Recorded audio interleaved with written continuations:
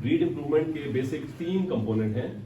ये तो एक कंपोनेंट है ना कि बुल हमारे पास मौजूद है, उसका सीमन हम पैदा कर रहे हैं। बुल आया कहाँ से, ठीक है ना, और जो उसका सीमन हम प्रोड्यूस कर रहे हैं ये जाता कहाँ है, उसके साथ क्या होता है, ये आपको हम बाद में बताएंगे। फिलहाल चूंकि हम इधर मौजूद हैं, लैब सेक्शन है हमारा, ये हम आपको अपना काम बताएंगे कि SPU पे हम क्या करते हैं इटसेल्फ। बाद में पूरा आपको बताएंगे, हम पूरी स्टोरी कंप्लीट करेंगे कि बुल आता कहाँ से हमारे पास, किस क्राइटेरिया पे आता है, और जो सीमन हम प्रोड्यूस करते हैं वो उसकी फेट क्या होती है, वो कहाँ जाता है और उसके साथ क्या होता है, और उसका डाटा कैसे आता है, कैसे एनालाइज होता है। तो जो हमारे पास बुल्स हैं अर्ली इन द मॉर्निंग उनकी सीमन कलेक्शन होती है, उनके बैचेस बने हुए होते हैं। बैचेस से मुराद ये है कि हमारे पास फॉर एग्जांपल इस टाइम 218 टोटल बुल्स हैं हमारे पास, हमारी अपनी ब्रीड्स के। 218 में से 105 हैं कैटल के और 113 है बफलो के। कैटल में हमारे पास 2 ब्रीड्स हैं, एक साहिवाल जो हमारी मशहूर जमाना साहिवाल ब्रीड है हमारी, 103 उसके बुल हैं आउट ऑफ 105। तो जो 2 बुल हैं वो धनी के हैं। धनी आप ज्यादा जानते होंगे जिस इलाके से आप लोग आए हैं सर, एरिड एरिया है ना आपका, तो धनी ब्रीड वहाँ की ब्रीड है बेसिकली। तो हमने उसके 2 बुल्स रखे हुए हैं, वो जितनी उसकी डिमांड है उस हिसाब से रखे हुए हैं। तो ये जो बुल्स हैं सारे, इनके हमने बैचेस बनाए होते हैं, क्योंकि इनकी हमने एक हफ्ते में 2 दफा कलेक्शन करनी होती है हर बुल की, ठीक है। तो बैचेस बने होते हैं। रोजाना जो बैच होता है 20 से 25 एनिमल्स का, बुल्स का, वो सुबह अर्ली इन द मॉर्निंग, मतलब सूरज तुलू होने से पहले हमारी वर्किंग स्टार्ट हो जाती है, ठीक है। तो वो हमारे उनकी प्रेपरेशन स्टार्ट हो जाती है, ठीक है। सबसे पहला स्टेप ही हमारा है बुल प्रेपरेशन। ये तस्वीर लगी हुई है, इसमें हम इसका जो परफ्यूशल एरिया है बुल का, उसको बड़ा कीनली हम उसको वॉश करते हैं। क्यों? क्योंकि सीमन वहां से आना है, वो एरिया हमारा नीट एंड क्लीन होना चाहिए, ठीक है। अच्छा, सिर्फ प्रेपरेशन का ताल्लुक सिर्फ सफाई सुथराई से नहीं है, इसका ताल्लुक बुल की लिबिडो और बुल की जो सेक्सुअल प्रेपरेशन है, जो उसने सीमन देना है, उसके लिए आपने पढ़ा होगा हार्मोन्स, 9th सेमेस्टर है ना इनका, सारा पढ़ चुके हैं आप लोग। हार्मोन्स की सर्च होती है, हार्मोन का एक ग्राफ होता है, तो वो जब उसकी प्रेपरेशन हम करा रहे होते हैं ना, तो उस बुल्स का वो साइकिल स्टार्ट हो जाता है। तो इट मींस कि प्रेपरेशन के हमारे 2 फायदे हैं, एक क्लीनलीनेस भी है और एक bull preparation for semen donation भी है। प्रेपरेशन के बाद ये एक तस्वीर हमने बनाई हुई है आर्टिफिशियल वजाइना, जो मेन इक्विपमेंट है हमारा, आपने पढ़ा होगा, देखा भी होगा, ये हमारा लैब में तैयार होता है। ये उसके पार्ट्स हैं, बॉडी है, ये बेसिकली कलेक्शन वायल है जिसमें सीमन हम कलेक्ट करते हैं, ये कवर होता है। ये जो हमारा सीमन कलेक्शन करने वाला है, ये उस एवी को लैब से रिसीव करता है, ठीक है। इसका टेम्परेचर किसी को याद है कितना होता है? पढ़ा होगा आपने? नहीं, 37 41 42 सही कह रहे हैं आप। लेकिन आजकल जो सर्दी चल रही है सर, हम 45 रखते हैं। 45 क्यों रखते हैं 45? क्योंकि लैब से कलेक्शन यार्ड में आने में देखने बंदा खड़ा नहीं है, उस लैब से रिसीव की थी। अब वो आजकल जैसे ठंड बहुत ज्यादा है, तो वो ठंड पे खड़ा है, तो जितनी देर मैक्सिमम कलेक्शन होनी है उसका टेम्परेचर खुद बहुत और रिड्यूस हो जाता है। तो हम इसलिए मार्जिन के तौर पे 45 44 पे रखते हैं, ताकि जब collection at time of exact time of collection वो 41 होना चाहिए। अच्छा, ये कलेक्शन यार्ड है हमारा, चौथा स्टेप है हमारा कि बुल्स हमारे जिनकी सीमन कलेक्शन होनी है वो हमारे यार्ड में आए हुए होते हैं। सीमन कलेक्शन करने वाला प्रिपेयर होके एवी हाथ में लेके वो टर्न वाइज बुल्स की, जो बुल प्रिपेयर हो जाता है ना, जिसकी लिबिडो पीक पे आ जाती है और वो जंप, पहले हम उसको फास्ट माउंट कराते हैं, पढ़ा होगा आपने। फास्ट माउंट इसलिए कराते हैं कि अगर उसको पहले ही जंप ले लेंगे तो क्वालिटी इतनी अच्छी नहीं आएगी। फास्ट माउंट करा लेंगे मतलब जंप करा के खींच लेंगे, सीमन नहीं लेंगे, दोबारा उसको मौका देंगे तो सीमन क्वालिटी बेहतर आएगी। तो इसलिए उसको हम फास्ट माउंट कराते हैं, 1 भी कराते हैं, 2 भी कराते हैं, डिपेंडिंग अपॉन बुल। हर बुल का अपना एक बिहेवियर होता है, अपनी उसकी एक नेचर होती है। अच्छा, बफलो में आप देख रहे हैं ये बुल सर्कल में खड़े हैं, सर्कल में मूव कर रहे हैं, मतलब खड़े नहीं है, ठीक है। कैटल में इस तरह नहीं होता, कैटल की तस्वीर यहाँ नहीं है। कैटल में एक बुल डमी खड़ी होती है, बुल पीछे से आता है, डोनर वो जंप करता है और सीमन दे देता है। लेकिन बफलो में हमें इनको घुमाना पड़ता है, अगला बुल डमी बन जाता है, पिछला बुल उस पर जंप करता है और सीमन देता है। बफलो आप सब जानते होंगे as compared to cattle reproduction में जरा पुअर है। पुअर का लफ्ज हम बोल लेते हैं क्योंकि बफलो वाकई रिप्रोडक्शन पॉइंट ऑफ व्यू से कई एस्पेक्ट्स में, सिर्फ लिबिडो में नहीं, कई उसका कंसेप्शन रेट आपको पता है बफलो का हमेशा साहिवाल से कैटल से कम होता है। तो इसलिए इनको मूव कराना पड़ता है ताकि इनकी लिबिडो जरा एक्टिव रहे। उसके बाद ये जिस बुल की टर्न आ जाती है, जो बुल फास्ट माउंट कर चुका होता है, जो रेडी होता है, वो डमी पे जंप करता है। अब इंटरनेशनली आपने शायद देखा हो, डमीज प्लास्टिक की भी होती है, वैन सी बनी होती है, लेकिन हमारे बुल ट्रेन है, ठीक है, हमारे स्पेसिफिक डमी भी होती है, बाद बार अगला बुल डमी बन जाता है। क्राइटेरिया एक अगला बुल बस साइज में जरा छोटा होना चाहिए पिछले बुल से। उसने जंप किया, सीमन कलेक्शन करने वाले ने एवी के जरिए सीमन कलेक्ट कर लिया, ठीक है। उसके बाद उसको लैब में सबमिट करा दिया। जो कलेक्शन वाइल होगी वो लैब में जाएगी, जो एवी होगी वो वापस वॉशिंग रूम में जाएगी, क्योंकि उसने अगले दिन के लिए दोबारा स्टेरिलाइजेशन होकर सारे प्रोसेस से गुजर के अगले दिन के लिए उसने तैयार होना है। लैब में आ गया सीमन। अब यहां से बड़ा टेक्निकल काम स्टार्ट होता है। जो यहाँ हमारा अब तक था हमारा life stock section, semen collection करना है लाइफ स्टॉक सेक्शन, उसके अपने इंचार्ज होते हैं, डॉक्टर साहब उसके इंचार्ज होते हैं, वो देखते होते हैं। अब सीमन पहुंच गया हमारे लैब सेक्शन। अब ये प्रॉपर्टी बन गई लैब की, अब उसकी जिम्मेदारी है। सबसे पहले उसको ग्रॉसली इवैल्यूएट करेंगे। ग्रॉसली मीन आंख से देखेंगे। क्या क्या देखेंगे? कलर देखेंगे, कंसिस्टेंसी देखेंगे, वॉल्यूम, ठीक है, बुल नंबर उस पे लिख देंगे जो उसका बुल आईडी है उसका। उसके अलावा हम उसमें ये भी देखेंगे कि ब्लड तो नहीं है। बाद का इस तरह होता है, ये मतलब एसपीयू का रूटीन मैटर होता है। कुछ बुल जो मतलब जिनकी मतलब कोई इंजरी हो गई है, अंदर इंटरनल इंजरी हो गई है, तो ब्लड बाद का आ जाता होता है, तो हम वो भी आंख से देख लेते हैं। पहले कोई पस, कोई हेयर, कोई डेब्रिस, कोई डंग पार्टिकल, कोई चीज ऐसी ग्रॉसली हम देखते हैं कि नहीं होनी चाहिए, ये नीट एंड क्लीन होना चाहिए। इनिशियल क्राइटेरिया जो इसका था ग्रॉसली, वो इसने पूरा कर लिया। फिर ये आगे जाएगा, फिर हम इसका करेंगे माइक्रोस्कोपिक एनालिसिस। वो आपने पढ़े होंगे, मेजर टेस्ट हमारे जो होते हैं, मैस मोटिलिटी, इंडिविजुअल मोटिलिटी, ठीक है, स्पर्म कंसंट्रेशन, ठीक है ना।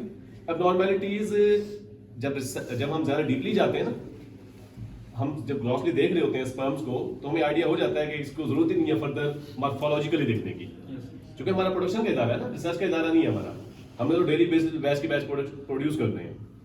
तो ग्रॉसली जब हम मैस मोटिलिटी और इंडिविजुअल मोटिलिटी देख रहे होते हैं, इंडिविजुअल मोटिलिटी खास तौर पे, उसमें स्पर्म का हमें आइडिया हो जाता है कि मॉर्फोलॉजिकली स्पर्म ठीक है। तो फर्दर हम डीप फिर नहीं जाते। जो आप टेस्ट आपने थ्योरी में पढ़े होंगे, ड्रॉपलेट्स वगैरह इस तरह की चीजें, ठीक है ना, तो वो हमें जब जरूरत महसूस होगी फिर हम उस सैंपल को फिर हम मजीद कासा पे भी देखेंगे, वो मैं आपको बताऊंगा। कासा भी है हमारे पास। ये टेस्ट हमने कर लिए, माइक्रोस्कोपिक टेस्ट हमने कर लिए, यहां से भी सीमन हमारा पास हो गया। अच्छा, जो किसी भी एक क्राइटेरिया पे फॉल नहीं करेगा ना, वो हम पहले डिस्कार्ड कर देते हैं, चाहे इस स्टेप पे चाहे इस स्टेप पे। जो एक भी कोई क्राइटेरिया हमारा उसमें नहीं पूरा कर रहा होगा, उसको हम डिस्कार्ड कर देंगे। ये क्या चीज है बताएगा? ये एक मशीन है हमारे पास। अच्छा, यहां हमने टेस्ट किए हैं मैस मोटिलिटी, इंडिविजुअल मोटिलिटी, लेकिन कंसंट्रेशन जो है वो तो मैं आंख से नहीं गिन सकता, माइक्रोस्कोप में नहीं गिन सकता ना मैं। उसके लिए फोटोमीटर चाहिए होगा, ठीक है, स्पेक्ट्रोफोटोमीटर। इसमें हम डाइल्यूटेड सीमन, एक फार्मूला होता है, वो आपने पढ़ा भी होगा, आपको मैं लैब में दिखा भी दूंगा। उसके जरिए हम सीमन को डाइल्यूट करके इसमें हम सैंपल लगाते हैं क्यूवेट में। वो इसमें लाइट पास होती है ना, जो स्पर्म से टकरा के वापस आ जाती है, वो काउंट कर लेता है इतने स्पर्म मौजूद है। तो वो हमें पर ml बता देता है कि भाई कितने मिलियन स्पर्म इसमें मौजूद है, ठीक है। नॉर्मल रेंज मतलब 800 मिलियन से 1500 2000 मिलियन तक एक रेंज चलती है ना हमारी। तो ये मैं एग्जैक्ट बता देता। इसका सबसे इंपॉर्टेंट फंक्शन है हमारे ना इस एसपीयू के काम में, क्योंकि ये हमें बताता है कि डाइल्यूशन कितनी होगी। यहां तो हमने सिर्फ ये देखा कि सीमन ओके है, पीछे हमने ये देखा ना कि सीमन ओके है। ये हमें ये बताएगा फोटोमीटर कि इसकी डाइल्यूशन कितनी होगी और आज इस बुल की कितनी डोजें बनेगी, ठीक है। हमारा एक क्राइटेरिया होता है कि हमने हर सीमन स्ट्रॉ में, टीके में 25 से 35 मिलियन स्पर्म रखने हैं। बफलो में ज्यादा रखते हैं हम, अगेन रीजन वही कि बफलो में जरा कंसेप्शन रेट कम होता है, उसमें हम ज्यादा रखते हैं, 35 मिलियन रखते हैं एक टीके में, एक डोज में। जो कैटल है उसमें हम 25 रखते हैं। तो ये हमें बताता है, इसमें हमने फीड किया होता है कि भाई एक टीके में इतने मुझे चाहिए एक स्ट्रॉ में। तो ये खुद बता देता है कि भाई अगर इसके 1 ml में इतने स्पर्म है, तो आप इसमें इतना डाइल्यूशन करें इसकी, ताकि आखिरी जो हमारा एक डोज बनेगी उसमें इतने स्पर्म आए। तो बुल के पीछे वॉल्यूम या स्पर्म कंसंट्रेशन जैसे भी हो, हमारी प्रोडक्ट की क्वालिटी एक जैसी होगी, उसमें एक जैसे ही एक जितने ही स्पर्म होंगे। ये हमारा क्वालिटी कंट्रोल भी है। अच्छा, इससे मैं बता दिया कितनी डाइल्यूशन करनी है। हमने डाइल्यूएंट पहले हमने बना के रखा होता है, एक्सटेंडर कहते हैं, पढ़ा होगा आपने, मुख्तलिफ टाइप के पढ़े होंगे आपने। जो हमारे यहाँ चलता है वो है ट्रिस एगियोक बेस्ड एक्सटेंडर, सबसे जो अब तक का कामयाब एक्सटेंडर है हमारा, ठीक है। उसके अंदर डिफरेंट केमिकल्स होते हैं, हर केमिकल की अपनी अपनी एक फंक्शनैलिटी होती है। इसको हमने सीमन में डाइल्यूट कर दिया, फिर हमने डाइल्यूशन के बाद दोबारा उसको देखा, पहले भी देखा था, ठीक है, नीट सीमन को। अब हमने डाइल्यूटेड को भी देख लिया कि डाइल्यूशन के बाद भी सारा ओके है, कोई इशू तो नहीं आया उसमें। बाद में डाइल्यूशन की वजह से मे भी डाइल्यूट में कोई चीज कम ज्यादा हो गई हो। हम खुद बना रहे हैं डाइल्यूट, ये भी बता दूं आपको, ये खुद भी बना सकते हैं, बना बनाया भी आता है, एक्सटेंडर जो होता है। कॉन्स्टिट्यूएंट्स जो उसके हैं, ट्रिस है, एगियोक है, ठीक है, ग्लिसरॉल है, फ्रुक्टोज है, एंटीबायोटिक्स हैं।